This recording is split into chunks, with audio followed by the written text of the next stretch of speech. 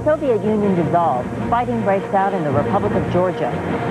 And Terry Waite says he knew nothing of the secret arms for hostages deals.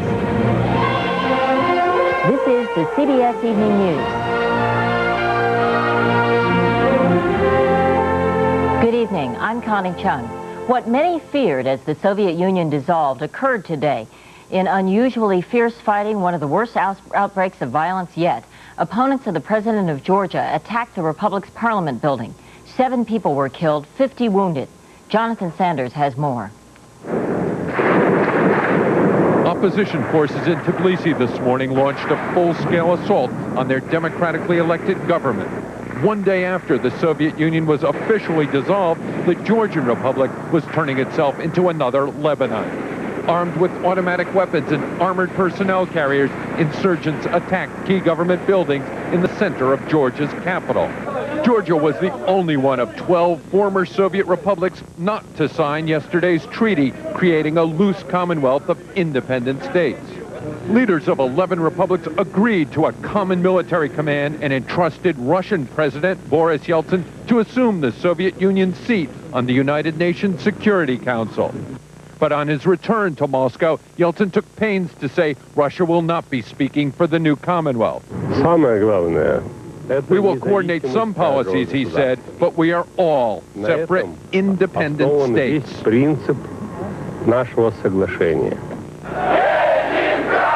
Some people were mourning the death of the Soviet Union today. In Moscow, a right-wing crowd called on God to save Russia from its enemies, Yeltsin and the Jews. One zealot warned of a new gulf between rich and poor. You know how Yeltsin will greet the new year, he said, with champagne and caviar, and your family will have nothing to eat. But food was arriving in Moscow today from the United States. The U.S. military brought in thousands of pounds of surplus rations from the Persian Gulf War. Boris Yeltsin has the food to feed his people, but he must deliver economic reform and hope if his infant democracy is to survive. Jonathan Sanders, CBS News, Moscow. The man who did not survive the upheaval in the Soviet Union, Mikhail Gorbachev, has yet to resign. In an exclusive interview with special 60 Minutes correspondent Artyom Borovik, Gorbachev said he will make a decision about his future in the next few days. With more on the interview, here's Tom Fenton. In the future, Mikhail Gorbachev will pass through the Kremlin walls only as a visitor. CBS News interviewed him this weekend while his rival Boris Yeltsin was stripping him of power. The speed with which it happened has left him dazed and bitter. I think I will not leave the world of politics. As for the role I will be playing, this will be decided in the near future. He foresees problems in America's relations with the new Commonwealth. I don't think this transformation is easy and simple. From one partner, the Soviet Union and its leadership, now you have to deal with the Commonwealth. And mind you, you'll have to deal with 10 new politicians. He clearly mistrusts Yeltsin. We hope he is fully aware of the great responsibility now on his shoulders. I wish he were more democratic. It wouldn't hurt him. Despite his claim that he still has his finger on the nuclear button, Gorbachev no longer commands either the military or the country that he both reformed and brought to the edge of ruin. The former leader of the former Soviet Union is a man without a country, now considering job proposals from major American and foreign universities. I'm thinking it over. I don't think it's something inadmissible or unrealistic. I'm studying them. Gorbachev's place in history is assured. He ended a Cold War his country could no longer afford. But whether he will be seen as a great man or a great failure may depend on what now follows in the dangerous days ahead. Tom Fenton, CBS News, Moscow. Here in the U.S., President Bush is fighting back a machine gun barrage of criticism over how he's handling the economy. Today, Democratic presidential candidates were the ones taking aim. Mark Phillips reports. For a president trying to come up with a plan to put the wheels back on the American economy, there was some metaphoric help today in the form of a bicycle left in the White House drive by a visiting grandchild. While the president was out for a spin, the Democrats who want his job were putting their own spin on what they would do to get the economy rolling again. For Arkansas Governor Bill Clinton, what's needed to create and sustain growth is a tax credit for those prepared to put money into business. I favor an investment tax credit. I favor a new business credit for people who have the guts to start a new business and hold it for 5 years. For other candidates, the massive job losses announced this week at General Motors are another sign of what needs to be done. Democratic hopeful Senator Bob Kerrey said the country needs a comprehensive industrial policy supporting certain critical industries. We need to say very explicitly that agriculture is crucial for us, automobiles are crucial, machine tools, consumer electronics, computers, software, materials, that these are the elements of technology that are critical if we hope to have higher standard of living. While the White House may have floated a $300 tax credit idea last week, President Bush isn't saying what economic remedies he currently favors. But in an interview released today, would only say that he relishes the coming fight. But in terms of fighting back, you're darn right. And I must say I like the combat. I like it, and I've been underestimated before, and they ought not to underestimate me again, because I'm going to take my case out to the American people, get this economy turned around, and I'll be ready. But ready at his own pace. Before heading off for a Christmas at Camp David with his family, President Bush plans a full day of work tomorrow on the economic recovery package that he still intends to present late in January. Mark Phillips, CBS News, the White House. In Miami, local charities began giving away Christmas toys to the children of thousands of laid-off Pan Am employees. The Salvation Army and other groups collected 14,000 toys for the children.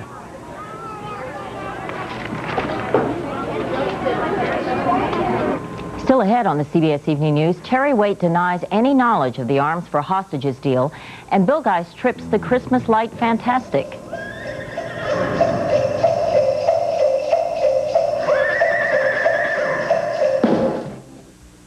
Searching for the perfect shave? Let Norelco show you what it's like from the inside. Here, there's a system for a close, comfortable shave that exists in no other razor. Our patented lift and cut system lifts the hair so when it's cut, it can actually drop below skin level without the blades even touching your face.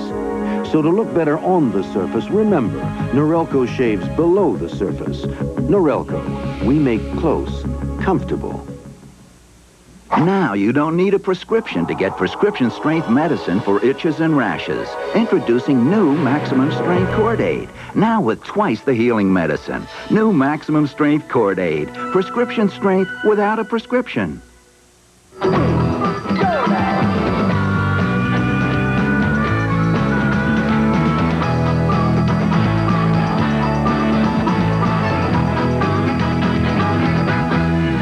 Jordache Basics. This is ordinary bulk fiber. It's full of grit. This is new Sunrise Smooth Metamucil. The grit is gone because it's triple ground for smoothness. This is ordinary fiber. The grit is definitely not gone. This is new Sunrise Smooth Metamucil, the best mixing, smoothest tasting natural fiber you can buy. The grit is gone. New Sunrise Smooth Metamucil. For regularity, nothing works better. And the grit is gone. Officials in Lebanon say they believe a body left at a Beirut morgue is that of murdered American hostage Lieutenant Colonel William Higgins. The Pentagon says it has no confirmation. The Marine officer was serving with UN peacekeeping forces when he was kidnapped almost 4 years ago. In England, church envoy and former hostage Terry Waite gave his first interview since his release last month. Peter Van Sant reports. In an interview with BBC television, former British hostage Terry Waite today denied he was involved in the arms for hostages dealings, but he now believes he was used and manipulated by Oliver North, who was conducting his own secret negotiations with Iran. I think he's a brave man in many respects. I totally and entirely disagree with the policy that he followed. I have never, ever condoned the policy of paying ransom for hostages, be that in terms of money or in terms of arms. Waite wouldn't name the person, but admitted that someone suggested he wear a bugging device during one of his meetings with the kidnappers. Had he gone along with the plan, Waite is convinced he would have been killed. Had I had anything like that on me, after such a rigorous examination when I went to see him, I can tell you I would be a dead man today. Thank you, nice to be back. Terry Waite returned to his South London neighborhood yesterday, greeting old friends and getting reconnected with his old life. I used to get all my suits. Waite walks with a limp, the result of 5 years in chains. He says his kidnappers beat him and once put him through the mental torture of a mock execution. They said, face the wall. I did. And then they took out a field pistol against my head because I was blindfolded. Waite carries that blindfold around with him today, along with a magnifying glass he used to read the Bible. You know, I can hardly look at these things without I put them away. Waite says he carries emotional and physical scars from his ordeal, but he has few regrets. It was painful, he told reporters outside his home today, but it did not destroy me. Peter Van Sant, CBS News, London. Israel said today the Middle East peace talks will resume January 7th. Again, the site will be Washington. The second round adjourned last week with no progress reported. In the Holy Land, the level of holiday activity is the highest in recent years, as we hear from Bob Simon. It's beginning to look a little like Christmas in Bethlehem. The Israeli army put up a tree last week. It built a new fence, too. It is Yuletide behind the wire. But in this predominantly Christian West Bank town, there are more political graffiti than holiday decorations. Much of the Holy Land is on strike. The Intifada leadership has again called for a boycott of Christmas to protest the Israeli occupation. The Intifada knows no season, of course. For 4 years now, where politics has rushed in, tourists have feared to tread. Tourism has dropped in number because tourists, they like to visit places where they feel that they're more secure. Still, the lure of Christmas is drawing busloads of tourists now, despite the uprising and the occupation. When the power of God's presence is in you, why should I be afraid? It's unsafe in certain sections of the city that I come from, and so there's always a risk. In the shops on Manger Square, the souvenir creches and crosses are made and sold these days before Christmas. Japanese tourists can't have that much time to pray. They're too busy buying the store. Pilgrims visit the place where tradition says Christ was born in the Church of the Nativity, as they have for more than 1,500 years. Outside, a modern ritual is enacted. Soldiers patrol, Palestinians protest. Life goes on. One dispute was settled in time for Christmas this year. For more than a century, 3 denominations have been unable to agree how to patch up the leaky roof of the church. So the Catholics, they said, this roof, it's belongs to us. So the Greek Orthodox, they said, it's also this roof, it's belongs to us. So they can do anything. The leaks were so bad that Israeli authorities imposed a solution. They hired a Muslim contractor who put a plastic coating on the roof, guaranteed to keep the rains out for a decade. Last week, during the first downpour of the season, the new roof leaked, just like the old one. In Bethlehem this year, they're praying for peace and dreaming of a dry Christmas. Bob Simon, CBS News, Bethlehem. Results are in today from Taiwan's first ever Democratic general election. The landslide winners were the ruling party and the cause of reunification with China. More from Bruce Dunning. Vote for the face, vote for the name. You couldn't vote for the real issue, Taiwan independence. Candidates openly favoring independence could have faced jail for treason or sedition. Everyone knew the opposition Democratic Progressive Party wants to proclaim Taiwan an independent nation, defying both the Kuomintang of the long-dead Chiang Kai-shek and the communists of the mainland. Both of them say Taiwan and China are one. The independence movement says the one China idea is out of date. The Taiwanese independence movement seeks to put Taiwan on the map as Republic of Taiwan with independent sovereignty. Therefore, the government in Beijing doesn't like that trend. Nor does the Kuomintang, which has ruled Taiwan for 45 years. The Kuomintang lost mainland China to the communists in 1949, but they won the economic battle. In the end, Taiwan voters gave the authors of economic success an overwhelming mandate. The silenced crusaders for independence won barely a quarter of the votes. In Beijing, the communist leaders must have heaved sighs of relief that their old enemies, the Kuomintang, will keep control. There is a perception that Beijing or the Chinese Communist Party and Kuomintang or KMT are cooperating. It's only a perception. There is no solid evidence to prove. But the old enemies at least agree, and so do the voters of Taiwan, that keeping the fiction of one China serves the two Chinas best. Bruce Dunning, CBS News, Tokyo. A DC-3 built a half-century ago crashed into a hill near Heidelberg, Germany. The plane was chartered by a film company. 26 of the 30 people on board were killed. Fog was heavy at the time. 11,000 DC-3s were built, and a few hundred are still flying.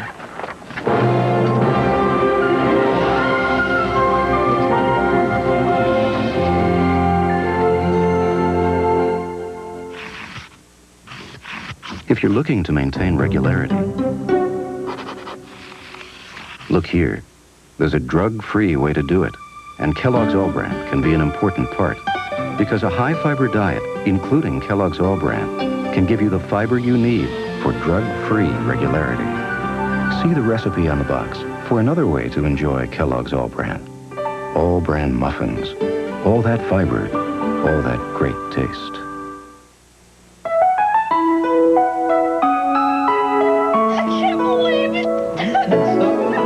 Think about your daily dreams and what you would do if you won $1 million out of the blue. Miracles can happen for you. Publishers Clearinghouse, the house where dreams come true. We bake pearls made of denture material in this blueberry pie to prove how powerfully Efferdent, America's leading denture cleanser, removes this tough stain, even in between. Efferdent, stronger than stains. When you get gas pain, you've got a choice. Your antacid or Gas X, the tablet made for gas pain. It's extra strength, 100% simethicone to get rid of gas faster than your antacid. Fight gas right with Gas X.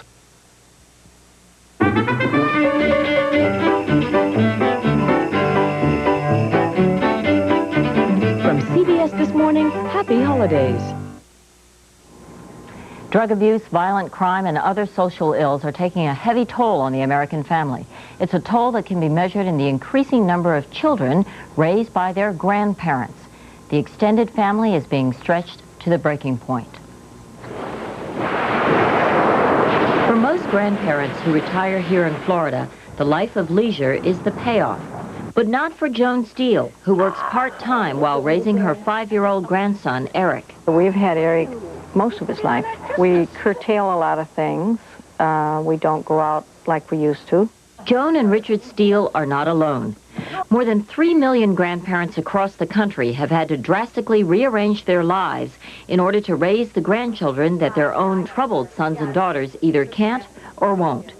Eric's mother, Kay Steele, blames a violent marriage and alcohol abuse for her choice. I started drinking heavily. That's why I gave him to my mother, because I was incapable of taking care of him. And I knew that, at least. The stress in America seems to create problems that the young people can't handle, and they're trying to escape. But there is no escape for the children, who without their grandparents could end up in foster care. Children would have to be put in foster homes at costs that are far greater than the costs involved in this situation, without the love and that unique ability of a grandparent to love a grandchild. Grandparents say the love is the easy part. The hard part is obtaining the right to guardianship or custody that's needed to legally raise these children. Most states don't recognize that right because of the grandparent's age. The grandparent not being able to adopt the child can often cause a large number of problems. Problems Joan Steele knew well. We lived in fear that the father would come back and take him. What about that? Eric is lucky. His grandparents have been able to adopt him, but it has not been easy for them. Joan has even started a support group as a way to share her experiences, concerns, and fears with other grandparents. Her group now meets every week. I think there's a fear of the awesome responsibility. I'm 70. I can handle a 5-year-old now. But when that 5-year-old becomes a teenager, I will be 80 or 85. Will I be able to cope at that point? But for now, these grandparents are coping and will do what the human spirit, especially this time of year, does best. Spread joy and love to little ones who need it most. All you have to do is look at the child sleeping, and that's your angel. That's the reason you take them in. You love them, and you cannot accept anything but the best you can offer for them. More than 3.2 million children were being raised by their grandparents last year. That's up 40% from 1980.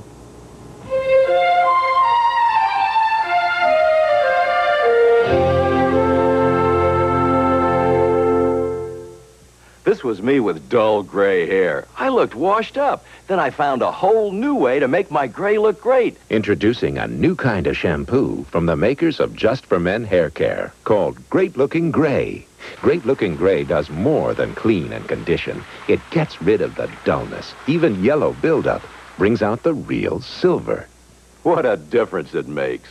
New Great Looking Gray shampoo. And for stubborn yellow, new Great Looking Gray anti-yellow treatment.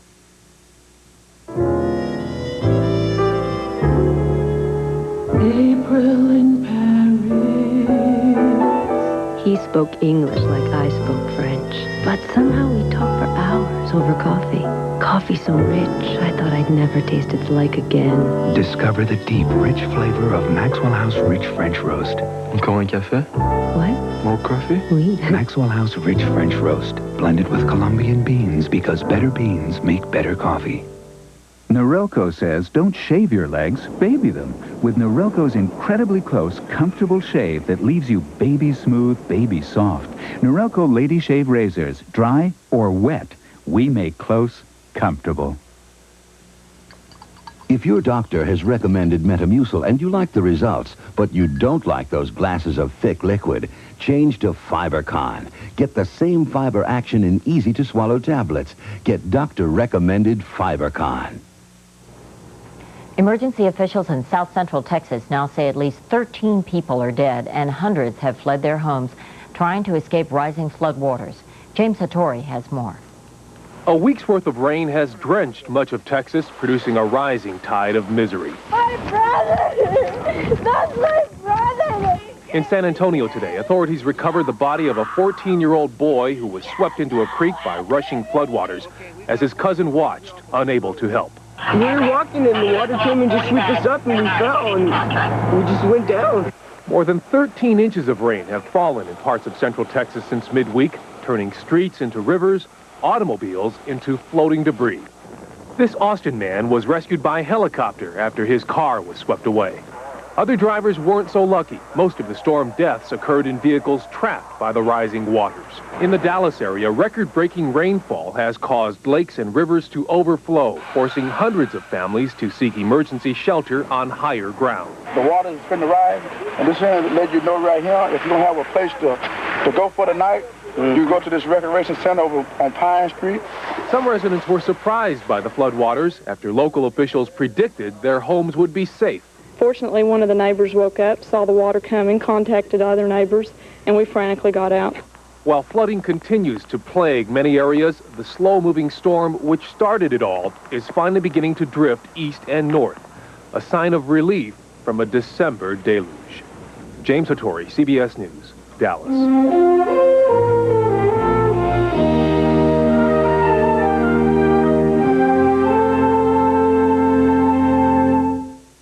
State finals coming up. A lot of pressure to win. I don't eat right, I get irregular, so I don't project a winning attitude, and the boys see that.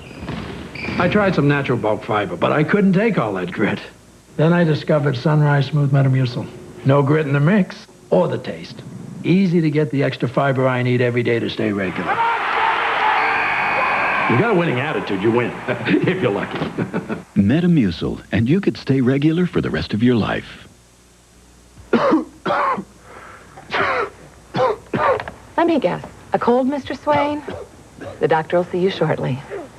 This is one rough season, but I'm ready. With Advil Cold and Sinus, It's from the makers of Advil, and it's tough on colds, like Advil is on pain. Works on congestion, fever, sore throat pain. It's going to be a long season. Advil Cold and Sinus. Advanced formula for the cold season. Excuse me, do you know what stock options are? I wish I did. The information you know you should know is in the Wall Street Journal's video guide to money and markets. This exclusive 30-minute video is free. When you call for 13 weeks of the journal for just $37, that's over 20% off the newsstand price. Call toll-free 800-523-9800 for 13 weeks of the Wall Street Journal and your free video on money and markets. That's 800-523-9800. Finally tonight, it's time to deck the halls and make the Yuletide bright. Make that very bright in one New Jersey neighborhood. Bill Geist takes us on a tour. This is the time for hauling out the old Christmas lights. They never seem to work quite right from year to year. Putting up a few tasteful decorations, but there are always a couple guys in the neighborhood who get carried away. Take Tony Destro of Mahwah, New Jersey. He's created a veritable megawatt masterpiece of the Yuletide. Christmas Vegas style. Jingle bells. Santa shouldn't have any trouble finding his place, nor astronauts on the space shuttle for that matter. Did you ever wonder what sort of person does this kind of thing? I'm also an entertainer. I'm an Elvis impersonator. Sleigh bells ring. Oh, well, that explains the musical accompaniment. At this point, Tony's rivaling the Rockefeller Center Christmas tree as a tourist destination. And why not? Tony has more lights. I would assume right now there's about 500,000 light bulbs. We start putting them up in July while everybody's swimming in their pools. I would say it run a couple of $1,000s for 2 weeks that they're on. 1 hour traffic backups are reported. We counted about 10,500 cars one night. Quite a few tour buses. But one of my neighbors went out to get a quart of milk and couldn't get back into the development, had to call the police and get a police escort. A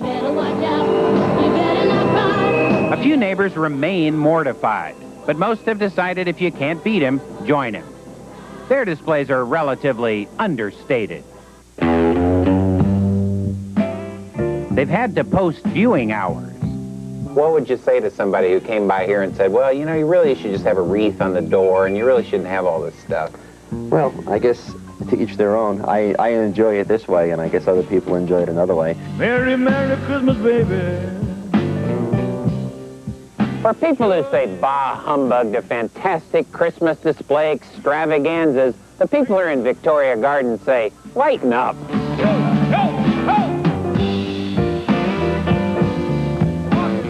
Better than Graceland. And that's our news. Harry Smith will be here tomorrow night, sitting in for Dan Rather. Later tonight, join Bill Plant with the CBS Sunday Night News. I'm Connie Chung in New York. Thank you for joining us and for all of us at CBS News. Good night.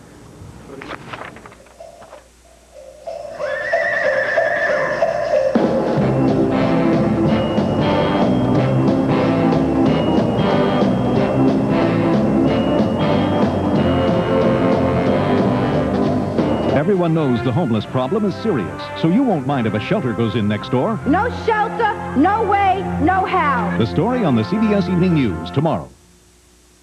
This is CBS. There's 2 rules to remember when buying a color TV, microwave oven, audio, or video components. Rule number 1, no matter what you see or what you